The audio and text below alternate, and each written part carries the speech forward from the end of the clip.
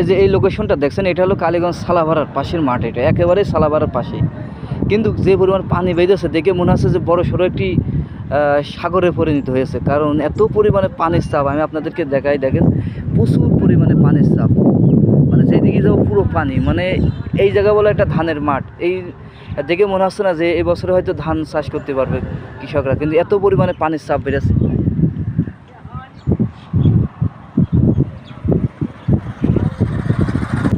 মানে যেদিকেই তাকাবো দেখুন পুরো মনে করেন পানি আর পানি।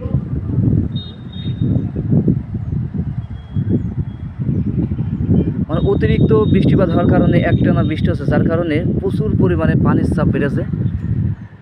এবং এই মাঠটা হলো পুরোই পানি। এই যে এটা হলো যে এমনি তো চলে গেল এই রোডটা সুদা 1 নম্বর সুন্দরপুর দুর্গাপুর ইউনিয়ন সালাভাড়ার পাশ দিয়ে। আর এই সামনে এই যে সালাভাড়া বাজার, এটা বিকেলের পরিবেশ।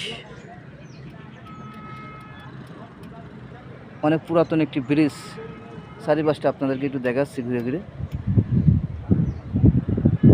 পানি আর পানি, প্রচুর বৃষ্টিপাত হওয়ার কারণে বেশিরভাগ অঞ্চলেই বলো বাংলাদেশে এখন পানির তলে, বেশিরভাগই মাঠঘাট বেশিরভাগই। এবং এমন অবস্থা যে এখন বলো চাষবাস বলো সবই পানির তলে, সব কিছু নষ্ট হয়ে যাচ্ছে এই পানির জন্য। কারণ অতিরিক্ত কোনো কিছু হয় ভালো না, কিন্তু এইবার পানির চাপ হলো অতিরিক্ত বেশি।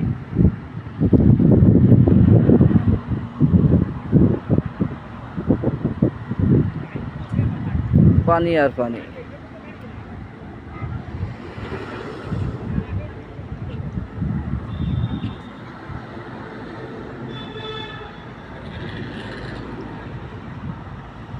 লোকেশনটা কালীগঞ্জ সালাভাড়া। যাক দর্শক, সবাই ভালো থাকবেন, সবাইকে ধন্যবাদ, সবাই ভালো থাকবেন।